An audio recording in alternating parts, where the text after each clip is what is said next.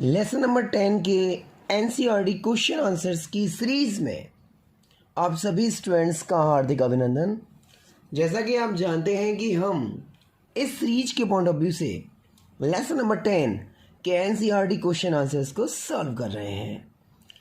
Previous videos में question number 7 तक आपको ऑलरेडी कराया जा चुका है और अब क्वेश्चन नंबर 8 से स्टार्ट है। ये बात आप सभी जानते हैं कि ये वीडियो बोथ हिंदी मीडियम और इंग्लिश मीडियम स्टूडेंट्स के लिए है और राजस्थान बोर्ड के पॉइंट ऑफ व्यू से बहुत ज़्यादा इम्पोर्टेंट होने वाले हैं उन स्टूडेंट्स के लिए जो क्वेश्चन आंसर्स को डील स्कूल में नहीं कर पाते। स्कूल क्लासेस में जहाँ क्वेश्चन आंसर्स डील नहीं होते हैं वहाँ ये वीडियो आपके लिए बहुत ज़्यादा यूज़फुल होने वाले हैं। मैं बताना चाहूँगा कि जितने भी कॉम्पिटिशन्स होते हैं, कॉम्पिटिटिव के जितने भी एग्ज़ाम्स होते हैं, वहाँ एनसीईआरटी के क्वेश्चन आंसर्स को पुटअप किया जाता है। पता है क्वेश्चन नंबर 8 क्या है? आप जानते हैं कि वीडियोज़ में मैं क्वेश्चंस को ब्रीफली बताता हूँ, डायरेक्टली अपन आंसर पे आते हैं। क्वेश्चन नंबर 8 में ये पूछा गया है, कोई डीप चीज़ नहीं है। क्वेश्चन नंबर 8 में ये पूछा गया है कि उभयदंती नाभिक स्नेही क्या होते हैं? आई लाइक टू से एम्बिडेंटेड न्यूक्लियोफिलिक क्या होते हैं? एम्बिडेंटेड न्यूक्लियोफिलिक क्या होते हैं? मेरे स्टूडेंट्स सभी जानते होंगे कि नाभिक स्नेही न्यूक्लियोफिलिक उनको बोलते हैं जिन पर चार्ज नेगेटिव होता है। पहले मैं क्लियर कर दूं कि इस क्वेश्चन में एम्बिडेंटेड न्यूक्लियोफिलिक उभयदंती नाभिक स्नेही रीजेंट अभिकर्मकों को पूछा गया है कि वो क्या होते हैं। ये बात आप सभी नहीं जानते हो तो जान लीजिए। नेगेटिव ऋणात्मक अभिकर्मक नाभिक स्नेही में आते हैं और उभयदंती कौन से होते हैं मैं आपको एक्सप्लेन करता हूँ। जैसे आपने सुना होगा CN- के बारे में। CN- में खास क्वालिटी ये है कि जो नेगेटिव चार्ज है वो कार्बन की साइड में भी हो सकता है, लाइक दैट, और वही नेगेटिव चार्ज नाइट्रोजन की साइड में भी हो सकता है, लाइक दैट। तो अब आप एक चीज़ देखिए कि CN- जो नेगेटिव है, यदि वो कार्बन की साइड से अटैक करता है नेगेटिव फॉर्म में, तब तो वो साइनाइड फॉर्म में होता है, तब वो हम उसे साइनाइड बोलते हैं, लाइक दैट। और जब उसका अटैक नाइट्रोजन की साइड से होता है नेगेटिव चार्ज लेते हुए, तब हम उसे आइसोसाइनाइड बोलते हैं। मतलब मॉलिक्यूल एक ही है CN और नेगेटिव चार्ज वाला अटैकर कार्बन भी हो सकता है और नाइट्रोजन भी हो सकता है। दैट मीन्स ऐसे नाभिक स्नेही आयन, ऐसे न्यूक्लियोफिलिक आयन जिनमें दो प्रकार के एटम नाभिक स्नेही की तरह कार्य करते हैं, दो प्रकार के एटम न्यूक्लियोफाइल की तरह कार्य करते हैं, वो एम्बिडेंटेड न्यूक्लियोफाइल होते हैं। CN- में कार्बन भी नेगेटिव चार्ज कर सकता है, नाइट्रोजन भी नेगेटिव चार्ज कर सकता है, और एक ही मॉलिक्यूल में दो एलिमेंट ऐसे हैं जो नेगेटिव चार्ज को वियर कर सकते हैं, नेगेटिव चार्ज साइड से अटैक कर सकते हैं, वो उभयदंती होते हैं, एम्बिडेंटेड होते हैं। एक और एग्जांपल देता हूँ आपको, अगला एग्जांपल देखिएगा। NO2-। NO2- की कहानी क्या है सब? NO2- की कहानी ये है कि नेगेटिव चार्ज ऑक्सीजन भी बियर कर सकता है, लाइक दैट, और नेगेटिव चार्ज नाइट्रोजन भी बियर कर सकता है, लाइक दैट। मेरे कहने का केवल मतलब ये है कि एक ही मॉलिक्यूल में यदि नेगेटिव अटैकर दो एलिमेंट है तो हम उसे एम्बिडेंटेड न्यूक्लियोफाइल या उभयदंती नाभिक स्नेही कहते हैं। गांव की भाषा में समझिए, बिल्कुल क्लीन समझिए। कोई भी ऐसा आयन जिसमें दो परमाणु, जिसमें दो एटम नेगेटिव चार्ज रखते हुए नाभिक स्नेही का कार्य करते हैं, न्यूक्लियोफाइल का कार्य करते हैं, वो कहलाते हैं उभयदंती नाभिक स्नेही, ambidentate nucleophile, ambidentate nucleophilic reagent. CN- में कार्बन भी नेगेटिव चार्ज रखता है, नाइट्रोजन भी नेगेटिव चार्ज रखता है। जब कार्बन नेगेटिव चार्ज रखेगा तो वो साइनाइड की फॉर्म में होगा, और जब नाइट्रोजन नेगेटिव चार्ज रखेगा तो वो आइसोसाइनाइड की फॉर्म में होगा। इसी प्रकार NO2 माइनस में ONO माइनस भी, ऑक्सीजन भी नेगेटिव चार्ज की तरह वर्क करता है, तो अब इसे नाइट्राइट बोलते हैं, इस समय इसे नाइट्राइट बोलते हैं। और जब नाइट्रोजन नेगेटिव फॉर्म में होता है तब इसे नाइट्रो बोलते हैं। कुल मिला के एक ही मॉलिक्यूल में 2 एटम नाभिक स्नेही की तरह कार्य करते हैं, तो वो उभयदंती नाभिक स्नेही होता है, एम्बिडेंटेड न्यूक्लियोफिलिक होता है। मुझे अपने सभी स्टूडेंट से याद चाहिए, एम्बिडेंटेड न्यूक्लियोफिलिक का एग्जाम्पल CN माइनस या NC माइनस, NO2 माइनस या फिर ONO माइनस। क्वेश्चन नंबर 8 में केवल यही पूछा गया है कि एम्बिडेंटेड न्यूक्लियोफाइल क्या होते हैं, उभयदंती नाभिक स्नेही क्या होते हैं। अब आते हैं हम क्वेश्चन नंबर 9 पर। क्वेश्चन नंबर 9 पता है क्या कह रहा है? क्वेश्चन नंबर 9 में इन्होंने 2 एग्जाम्पल दिए हैं। पहला है CH3 बॉन्ड Br, और इसकी तुलना की गई है, कंपैरिजन किया गया है CH3 बॉन्ड I से। अच्छा, बी में दिया गया है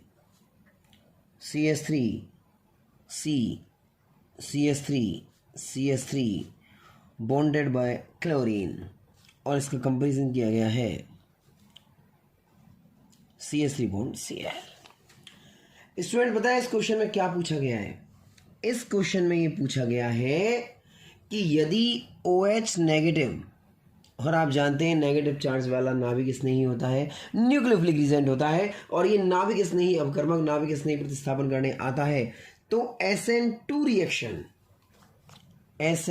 रिएक्शन कौन तीव्र वेग से करेगा, कौन स्पीड से करेगा? देखिए, जिन स्टूडेंट्स ने चैप्टर को बहुत अच्छे ढंग से पढ़ा है, मैं केवल उनसे बात कर रहा हूं। आप जानते होंगे SN2 मैकेनिज्म तीव्र वेग से देता है 1 डिग्री हेलाइड, उसके बाद 2 डिग्री हेलाइड, उसके बाद 3 डिग्री हेलाइड। ये इनका रिएक्टिविटी ऑर्डर है, ये इनका क्रियाशीलता क्रम है SN2 के लिए। अब आप सेकंड वाले एग्जांपल को गौर से देखें। क्लोरीन हैलोजन जिस कार्बन से कनेक्ट है, उसके 3 डायरेक्शन में कार्बन है। देखिए, ये 3 डिग्री हेलाइड है। क्लोरीन जिस कार्बन से कनेक्ट है, उसकी किसी भी डायरेक्शन में कार्बन नहीं है, दैट मीन्स ये 1 डिग्री हेलाइड है। वैसे 0 डिग्री निकल रहा है, लेकिन 0 डिग्री को 1 डिग्री में इंक्लूड करते हैं। अब आप कॉमन सेंस लगाओ कि क्रियाशीलता क्रम की बात करें, रिएक्टिविटी ऑर्डर की बात करें, तो रिएक्टिविटी ऑर्डर में 1 डिग्री सबसे तीव्र वेग से देता है, स्पीड से देता है, 3 डिग्री सबसे लास्ट में देता है। तो आप लगा लीजिए, ये 3 डिग्री है और ये 1 डिग्री है, तो SN2 तीव्र वेग से फास्ट रिएक्शन कौन करेगा? CH3 bond Cl। It is the answer, सीधा बिल्कुल। ये 3 डिग्री हेलाइड है, ये 1 डिग्री हेलाइड है, और कंसेप्ट कहता है कि 1 डिग्री हेलाइड का वेग, 1 डिग्री हेलाइड की क्रियाशीलता 2 डिग्री 3 डिग्री से मैक्सिमम होती है। तो आंसर क्या जाएगा? CH3Cl। अच्छा, इस साइड में आइए। इस साइड में आप देखेंगे, कॉमन सेंस लगाएंगे भाई, CH3Br डिग्री निकाल लेते हैं। हैलोजन जिस कार्बन से कनेक्ट है, उस कार्बन की किसी भी डायरेक्शन में और कार्बन नहीं है, दैट मीन्स 0 डिग्री, और 0 डिग्री पे क्या आएगा? 1 डिग्री। अच्छा, इधर आइए, CH3 बॉन्ड I, इस कार्बन की किसी भी डायरेक्शन में और कोई कार्बन नहीं है, 0 डिग्री, दैट मीन्स 1 डिग्री। ये तो दोनों ही 1 डिग्री वाले हैं, तो ये कंसेप्ट तो फॉलो होगा नहीं कि भाई 1 डिग्री वाले ज़्यादा क्रियाशील होते हैं, रिएक्टिव होते हैं 2 डिग्री और 3 डिग्री वालों से। ये दोनों ही 1 डिग्री है, लेकिन अंतर क्या है पता है? इसमें ये Br है और इसमें ये I है। रेगुलर पढ़ने वाले स्टूडेंट्स को शायद ये पता हो कि आयोडीन का आकार, आयोडीन का साइज बड़ा होता है। मान लीजिए ये कार्बन एटम और ये आयोडीन एटम, तो इस तरीके से मान लीजिए ये कार्बन एटम और ये ब्रोमीन एटम। ब्रोमीन का साइज, ब्रोमीन का आकार आयोडीन से थोड़ा छोटा होता है, like that. Am I right? तो पता है, यहाँ ये जो आबंध लंबाई है, ये जो बॉन्ड लेंथ है, ये आबंध लंबाई किस में ज़्यादा होगी? आबंध जो लंबाई है, बॉन्ड लेंथ जिसको हम कहते हैं, वो पता है किसकी ज़्यादा होगी? CH3 बॉन्ड I की। आपको पता है स्टूडेंट्स, आबंध वियोजन enthalpy, I have to say bond dissociation enthalpy proportional to 1 bond length. Mean समझते हो इसका? बॉन्ड लेंथ ज़्यादा होगी तो बॉन्ड डिसोसिएशन एंथैल्पी कम होगी। दैट मीन्स बंध लंबाई ज़्यादा होगी तो आबंध वियोजन एंथैल्पी कम होगी। उसे तोड़ने के लिए कम ऊर्जा की आवश्यकता होगी। आपको पता है आयोडीन का साइज ब्रोमीन के साइज से ज़्यादा होता है। देखो मैंने दिखाया भी है। तो साइज बड़ा है तो दोनों के नाभिक के बीच की दूरी, दोनों के न्यूक्लियस के बीच की डिस्टेंस, जिसे हम बंध लंबाई कहते हैं, वो ज़्यादा होगी CI में बजाय CBr के। और यदि ये बॉन्ड लेंथ ज़्यादा है, बंध लंबाई ज़्यादा है, तो इसे तोड़ने के लिए आबंध वियोजन एंथैल्पी, बॉन्ड डिसोसिएशन एंथैल्पी की वैल्यू कम होगी। बड़ा आसानी से ब्रेक हो जाएगा। और आसानी से ब्रेक हो जाएगा तो SN2 मैकेनिज्म, SN2 प्रतिस्थापन CH3I में वेग से होगा, तीव्रता से होगा, फास्टली होगा बजाय CH3Br के। समझने का प्रयास करिए। जहाँ डिग्री के चेंजेस होते हैं तो वहाँ तो क्लियर है, 1 डिग्री वाला फास्ट देगा, 2 डिग्री वाला उससे कम, 3 डिग्री वाला उससे कम, आराम से अपन आइडिया लगा सकते हैं। लेकिन जहाँ डिग्री सेम है तो वहाँ हैलोजन एटम को देखना होता है।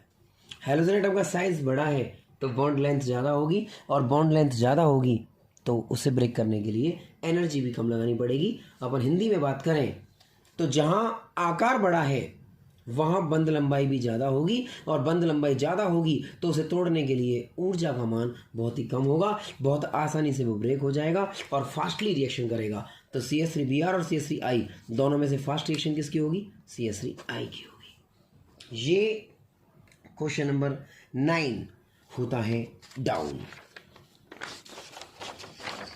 अब आते हैं हम क्वेश्चन नंबर 10 पर। पता है क्वेश्चन नंबर 10 में विलोपन अभिक्रिया, आई लाइक टू से एलिमिनेशन रिएक्शन के बारे में कुछ क्वेश्चन पुटअप किए गए हैं। क्वेश्चन बहुत अच्छा है। क्वेश्चन नंबर 10 आपको सोचने में मजबूर कर देगा। क्वेश्चन क्या है जरा सुनिएगा। और उसे बताने से पहले मैं कुछ बताना चाहूँगा कि विलोपन जो रिएक्शन होती है, एलिमिनेशन जो रिएक्शन होती है, उस रिएक्शन में बी हाइड्रो हैलोजनीकरण होता है। इंग्लिश की बात करें डी हाइड्रो हैलोजिनेशन। पता है इसका मीन्स क्या होता है? इसका मीन्स होता है कि रिएक्शन में हाइड्रोजन को निकलना है, रिमूव होना है, और हैलोजन को निकलना है, रिमूव होना है। हैलोजन मीन्स X, और आप जानते हैं X के स्थान पे fluorine, chlorine, bromine and iodine चारों एलिमेंट हो सकते हैं। विलोपन रिएक्शन में, एलिमिनेशन रिएक्शन में बिहाइड्रो हैलोजनीकरण होना है। दैट मीन्स हाइड्रोजन और हैलोजन को बाहर निकलना है। हाइड्रोजन ऑलवेज बीटा कार्बन से बाहर जाएगा, ये याद रखना पड़ता है, और हैलोजन अल्फा कार्बन से रिमूव होता है, ये याद रखना पड़ता है। अब मैं बताऊं क्वेश्चन क्या कहना चाह रहा है। पता है क्वेश्चन क्या कहना चाह रहा है? क्वेश्चन ने 3 एग्जाम्पल दिए हैं, जिनमें पहले की बात कर लेते हैं। 1 bromo 1 Maithil cyclohexane. English medium की बात करें 1 ब्रोमो 1 मिथाइल साइक्लोहेक्सेन। क्वेश्चन ने कहा है कि ये जो हैलाइड है इसका आप विलोपन रिएक्शन कराइए और बताइए कौन कौन सी एल्कीन इस रिएक्शन में बनती हैं और कौन सी एल्कीन ज़्यादा क्वांटिटी बनेगी, मुख्य एल्कीन जिसे बोला जाएगा। तो पहले हमें इस रिएक्शन को सॉल्व करने के लिए फर्स्ट ऑफ ऑल ये स्ट्रक्चर मेंटेन करना पड़ेगा। साइक्लोहेक्सेन जानते हैं क्या होता है? साइक्लो का मतलब होता है बंध संरचना, हेक्सेन का मतलब होता है 6 कार्बन। तो हम फर्स्ट ऑफ ऑल 6 कार्बन लेते हैं, 1 2 3 4 5 और ये 6। M I right? अब आप देखिए 1 ब्रोमो 1 मैथिल, पता है मान लो मैं नंबरिंग कर दूं 1 2 3 4 5 6, तो 1 पे आएगा ब्रोमो और 1 पे ही आएगा मिथाइल। मिथाइल मीन्स होता है एक कार्बन, राइट है सर। तो 1 ब्रोमो 1 मिथाइल साइक्लोहेक्सेन। थोड़ा मेंटेन कर लेते हैं। हमें पता है CNO 432 कार्बन की वैलेंसीज 4 होती हैं, नाइट्रोजन की 3 होती हैं और ऑक्सीजन की वैलेंसीज 2 होती हैं। अब आप देखिए एक बंध, तीनों लगाइए। कार्बन 1 2 3 4 मेंटेन है, 1 2 H2 लगेगा, 1 2 H2 लगेगा, 1 2 H2 लगेगा, यहाँ H2 लगेगा और यहाँ H2 लगेगा। ये रेडी हो गया 1 ब्रोमो 1 मैथिल साइक्लोहेक्सेन। और हमें विलोपन करना है। अब आप देखिए विलोपन किस तरीके से होगा, ध्यान से कंसंट्रेट करके कि विलोपन किस तरीके से होगा। पता है हैलोजन जहाँ कनेक्ट होता है वो कार्बन अल्फा होता है, अल्फा के बगल वाला कार्बन बीटा, अल्फा के बगल वाला कार्बन बीटा, अल्फा के बगल वाला कार्बन बीटा। अल्फा जिससे डायरेक्टली कनेक्ट होता है वो बीटा की फॉर्म में होता है। तो बीटा कार्बन ये भी है, बीटा कार्बन ये भी है और बीटा कार्बन ये भी है। अब जब हम बिहाइड्रो हैलोजनीकरण करते हैं तो हाइड्रोजन को कहाँ से निकलना है? बीटा कार्बन से। हैलोजन को कहाँ से निकलना है? अल्फा कार्बन से। तो हैलोजन तो फिक्स है, लेकिन हाइड्रोजन में 3 क्वालिटी हैं, 1 2 और 3। हालांकि ये 2 क्वालिटी सेम है और ये अलग है। तो अपन पहले इसको प्रोबेबिलिटी शो करते हैं, हम प्रायिकता शो करते हैं। ध्यान रखना बिहाइड्रो हैलोजनीकरण करना है, हाइड्रोजन हैलोजन दोनों को बाहर निकलना है। हाइड्रोजन बीटा कार्बन से और हैलोजन अल्फा कार्बन से। चलो ट्राई करते हैं, लेट्स ट्राई। अल्फा कार्बन से लगा हुआ हैलोजन Br और बीटा कार्बन से लगा हुआ हाइड्रोजन H यदि बाहर निकल जाए तो HBr निकल के अलग। अब आप देखिए Br गया, H यहाँ से गया तो ये CH3 के स्थान पे CH2 रह गया। CH3 था ये, CH2 रह गया। कार्बन की बॉन्ड 2 ही रह गई तो इस सिंगल बॉन्ड के स्थान पे क्या आएगा? डबल बॉन्ड आएगा, राइट है। ये कार्बन रह गया, ये जैसा है वैसा CH2, ये जैसा है वैसा CH2, जस्ट नीचे एज इट इज बिल्कुल सेम, जस्ट नीचे एज इट इज बिल्कुल सेम, जस्ट नीचे एज इट इज बिल्कुल सेम। क्लियर है? एक प्रोडक्ट तो बन गया ये, जहां हमने बीटा पे से लिया है हाइड्रोजन को और अल्फा पर से लिया है हमने हैलोजन को। अब बताइए दूसरा प्रोडक्ट हम कैसे बना सकते हैं? देखिए हैलोजन Br और बीटा हाइड्रोजन ये भी है और बीटा हाइड्रोजन ये भी है। तो मान लीजिए आपने यदि यहाँ से H लिया, ये जो CH2 है यहाँ से आपने H लिया और ये Br लिया, HBr निकल के अलग, तो अब प्रोडक्ट कौन सा बन सकता है? देखिए Br गया, ये CH3 तो एज इट इज है भाई, छेड़ा ही नहीं है, तो CH3 ऊपर ही रहेगा, बॉन्ड कार्बन, इधर CH2 जैसा है वैसा है, जस्ट नीचे CH2 जैसा है वैसा है, राइट। अगेन CH2 जैसा है वैसा है, अगेन CH2 जैसा है वैसा है।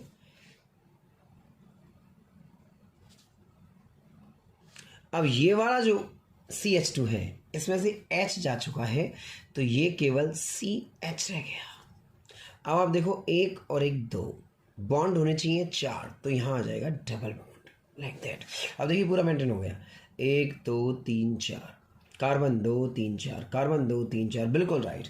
तो ये 2 प्रोडक्ट बन गए, आप गौर से देखिए 2 प्रोडक्ट बन चुके हैं।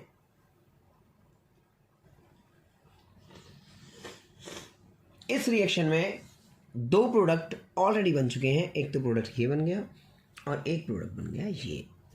अब आपको शायद याद हो, यदि आपने सुना हो कि जब एक से ज़्यादा प्रोडक्ट बनते हैं बिहाइड्रो हैलोजनीकरण में तो वो प्रोडक्ट मेजर होता है, वो प्रोडक्ट ज़्यादा बनता है जो ज़्यादा प्रतिस्थापित होता है, ज़्यादा सब्स्टिट्यूट होता है। उसका आइडिया किस लगाएंगे? डबल बॉन्ड वाले कार्बन, बॉक्स में कैप्चर, इसका सब्स्टिट्यूट ये पूरा एक ही है, ओके। डबल बॉन्ड वाले कार्बन, बॉक्स में कैप्चर, लाइक दैट। अब देखो सब्स्टिट्यूट, ये एक सब्स्टिट्यूट, और ये दूसरा सब्स्टिट्यूट, दूसरा प्रतिस्थापी। तो यहाँ प्रतिस्थापी ज़्यादा है, प्रतिस्थापी सब्स्टिट्यूट यहाँ है 2, जबकि यहाँ प्रतिस्थापी सब्स्टिट्यूट है केवल 1।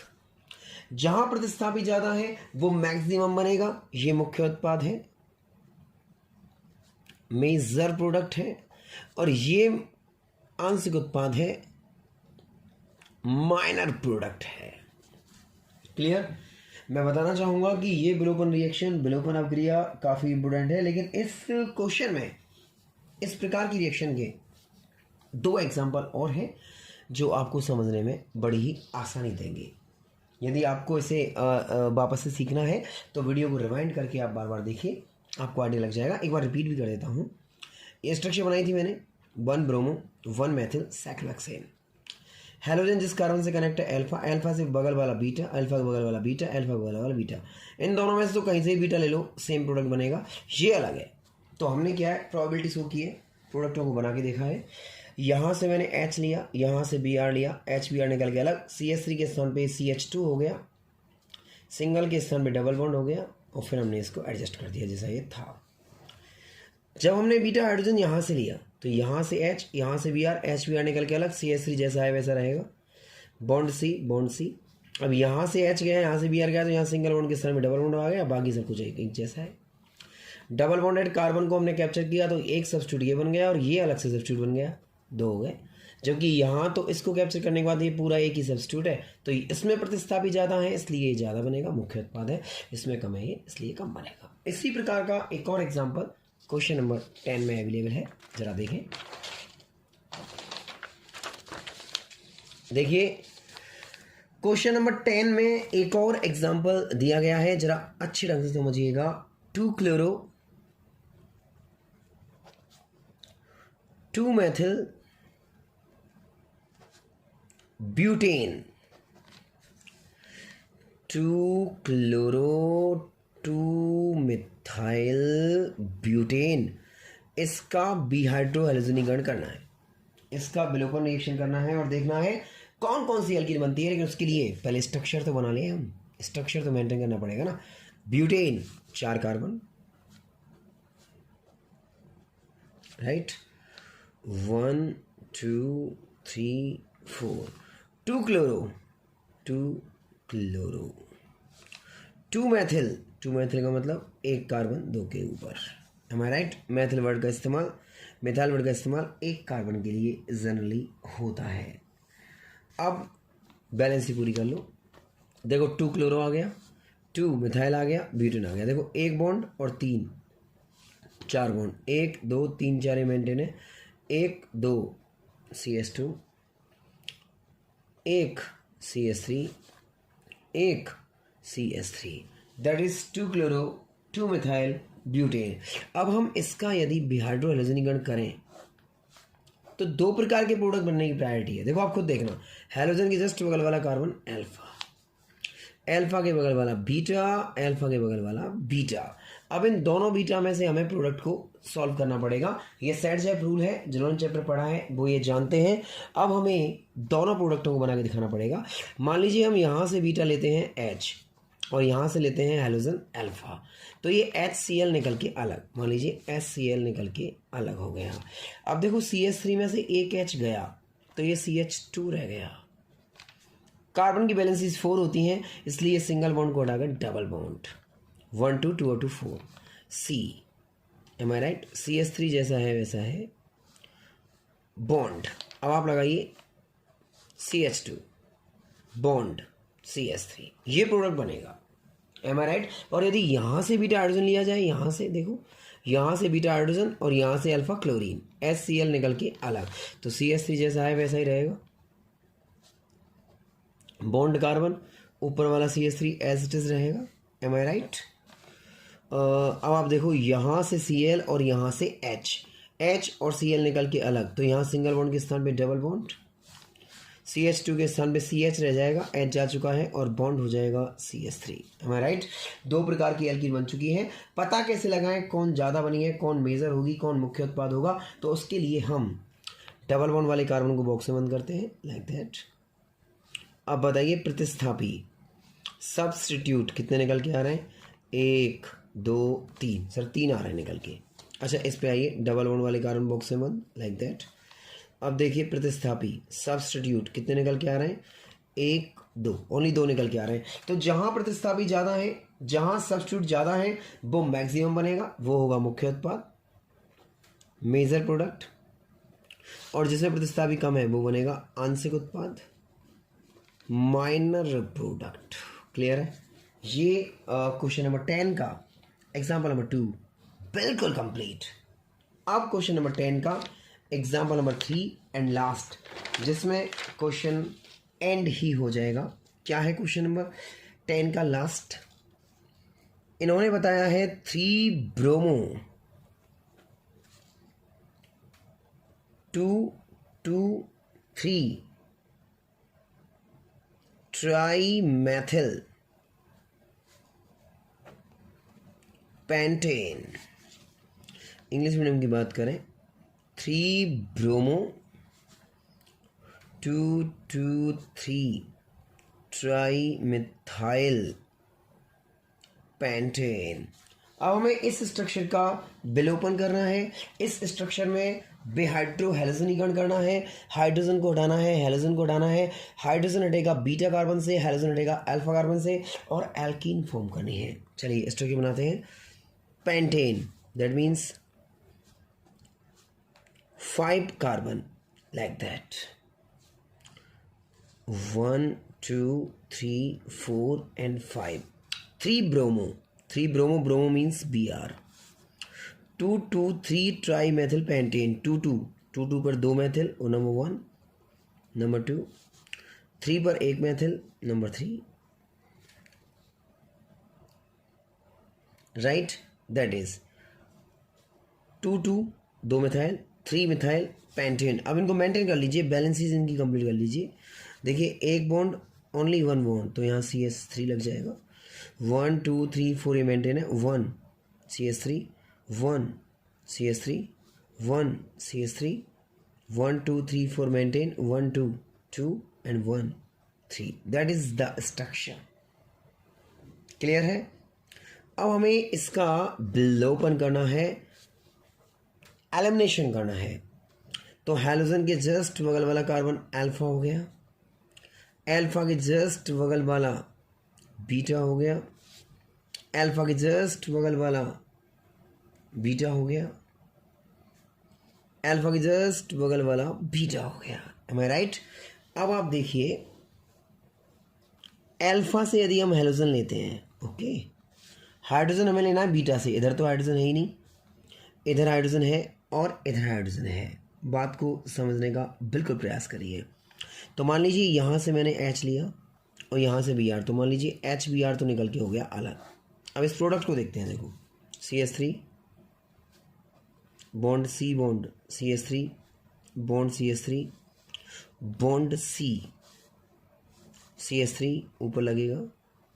अब आप लगाइए एक और एक 2 बॉन्ड, Br गया, यहाँ से H गया, तो यहाँ सिंगल बॉन्ड को रिप्लेस करेगा डबल बॉन्ड। 1 2 3 4, सही है सर। CH2 के स्थान पे ये CH रह गया, and then bond CH3। Is it clear? ये तो बना पहला प्रोडक्ट इसमें से।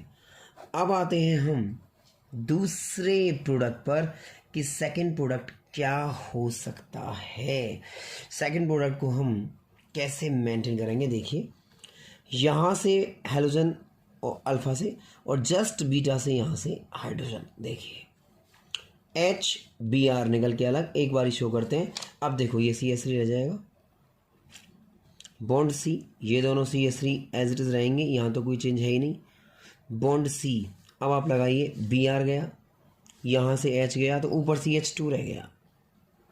अब आप भी जानते हैं कार्बन की वैलेंसीज 4 होती हैं, तो यहाँ सिंगल बॉन्ड के स्थान पे डबल बॉन्ड।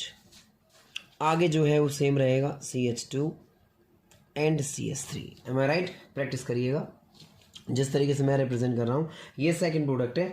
अब कैसे आइडिया लगाएं कि कौन ज़्यादा बनेगा और कौन कम बनेगा, उसका पता हम कैसे लगा सकते हैं? उसका पता हम लगा सकते हैं प्रतिस्थापियों की संख्या के आधार पर। जैसे देखिए ये डबल बॉन्ड वाले कार्बन बॉक्स से बंद। अब देखिए प्रतिस्थापी सब्स्टिट्यूट, देखिए एक ये पूरा हो गया, ये दूसरा हो गया, ये तीसरा हो गया, 3 है इधर। डबल बॉन्ड वाले कार्बन बॉक्स में कैप्चर, प्रतिस्थापी एक है सर, एक है सर। यहाँ बताइए प्रतिस्थापी कितने हैं, सब्स्टिट्यूट कितने हैं, ओनली 2। तो जहाँ प्रतिस्थापी मैक्सिमम है वो मुख्य उत्पाद है, ज़्यादा क्वांटिटी बनेगा, और जहाँ प्रतिस्थापी कम है वो आंशिक उत्पाद है। इन क्वेश्चंस की लगातार प्रैक्टिस करनी है। क्वेश्चन नंबर 10 तक हम एनसीईआरटी के पीछे के क्वेश्चन आंसर्स को कंप्लीटली फ्री कर चुके हैं। टेंशन वाली बात ये नहीं है कि इसमें 19 क्वेश्चन हैं, जिनमें से जनरली इनमें 21 क्वेश्चन है, और 21 क्वेश्चन में से हम लगभग 10 क्वेश्चन पूरे कर चुके। आप वीडियो को रिवाइंड करके बार बार टॉपिक को समझने का प्रयास करिए। जिन्होंने चैप्टर पढ़ा है वो तो जानते हैं कि विलोपन कैसे करना है, जो मैंने अभी किया है। बाकी जिन्होंने चैप्टर नहीं पढ़ा है उनको भी मैंने तरीके समझने का प्रयास किया है। इस क्वेश्चन से आगे सॉल्यूशन देखने के लिए बने रहिए सन केमिस्ट्री चैनल के साथ। Have a great day from Sun sir.